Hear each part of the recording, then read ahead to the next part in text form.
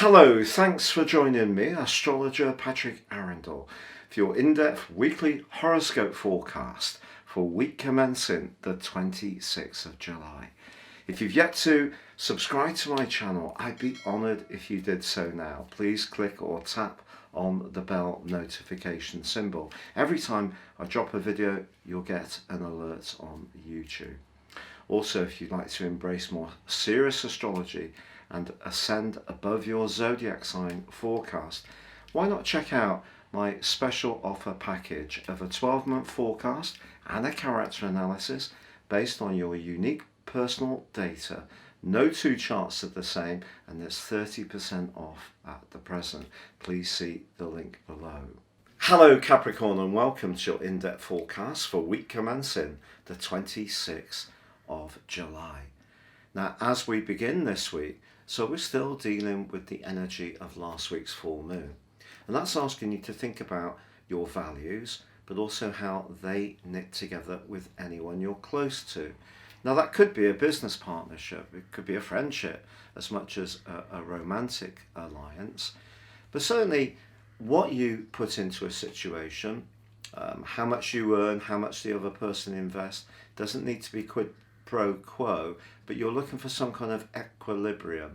The good thing is that Jupiter forged the semi-sextile to that full moon, and Jupiter's the planet of hope, and at the start of this week it is in Pisces still, which has given you perhaps some new ideas, new ways of approaching things, and perhaps also some business entrepreneurial energies could be coming into your situation if you are wanting to rejig perhaps from the realities of COVID.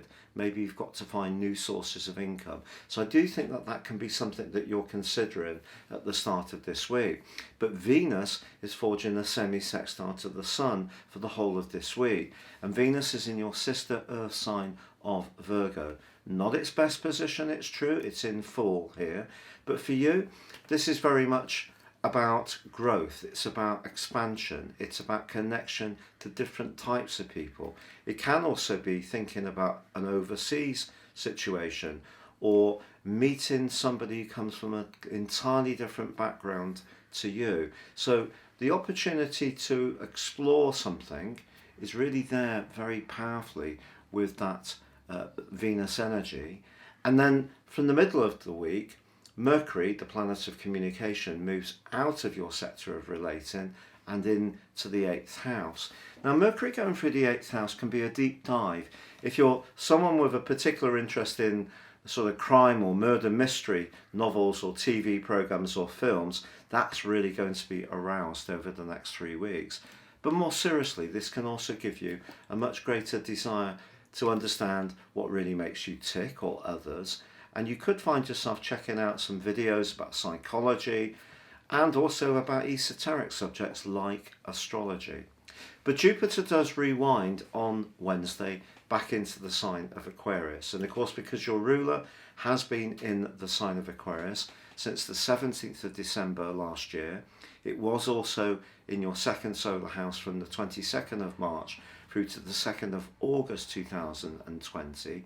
So perhaps there has been some tightening up in terms of an everyday income that perhaps had been there for quite a long time and had been quite stable. But that's where this full moon comes in. So Jupiter moving backwards into your second house is really giving you a desire to try to find new ways to increase your sense of security or to earn more money. But on Thursday, well, then Mars makes its way into the sign of Virgo too. Now this is terrific. Mars in the 9th house is very much the risk taker. Obviously Virgo energy is about details, but Mars is about instant gratification. It doesn't tend to analyse things too much. It wants to make things happen straight away. Venus and Mars together in your 9th house can give you a desire for the truth. Now, it's said that we all have a different reality, a different truth. But if you do have an opportunity to break out, get away, go on a holiday, or even have a weekend away somewhere, I do feel as this week comes to a close, that can be very cathartic for you.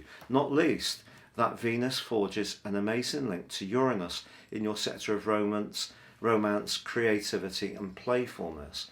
Now, of course, Uranus is very much about the truth, and in the sign of Taurus, it can be about more earthy things like the planet itself, but also money.